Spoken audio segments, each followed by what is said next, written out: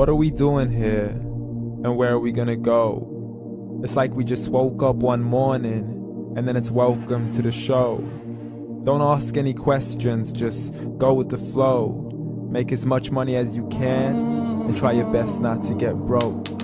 Copy everything you see on the TV, from the hairstyles to the clothes, and don't think too often, just do exactly as you're told.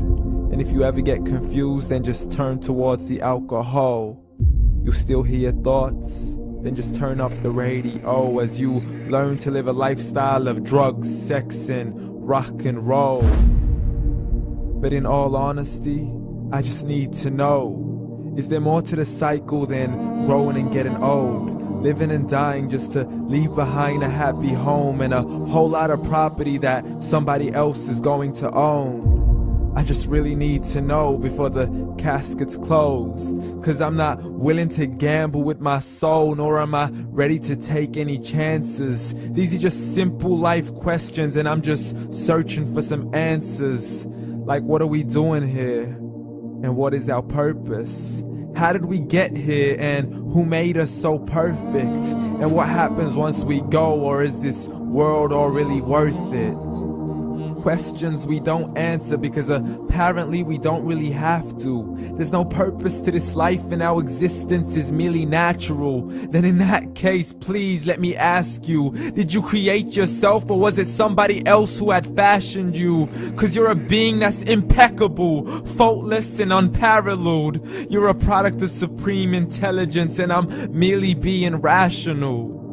For there isn't a camera on this earth that can come close to the human eye, nor a computer that can compete alongside the human mind. And if the whole world was to come together, we wouldn't be able to create a single fly. So many signs, yet we still deny. As science tries to justify that all this could come from none, when it's a simple sum. 0 plus 0 plus 0 cannot possibly ever give you 1. So from where did all this order come? For everything has its origins, a maker, a creator of its own. I mean, the only reason you're watching this video is because somebody had to press upload. So we can believe in the Big Bang, but I'd rather believe in He who caused it to explode. Allah, the creator of everything along with every single soul. The ever-living, the master, the only one who is in control. Unlike his creation, beyond our imagination. And no, he's not a man, nor does he have any partners in association. He's on his own. And no, he did not ever leave us alone. Just like every manufacturer, he left us with an instruction manual. The Quran and Islam, and I'm sorry to jump to conclusions, but it's the only one possible.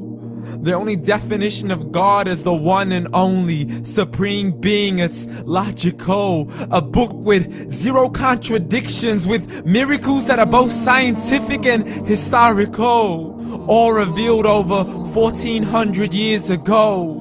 Like the detailed description of the human embryo. The descriptions of the human embryo in the Quran cannot be based on scientific knowledge in the 7th century. To the mountains as pegs holding firm the earth below, and the 2 seas that don't mix in a complete separate flow. To the planets in orbit, alternating night and day as they stay in flow. The expansion of the universe and the creation of everything from H2O.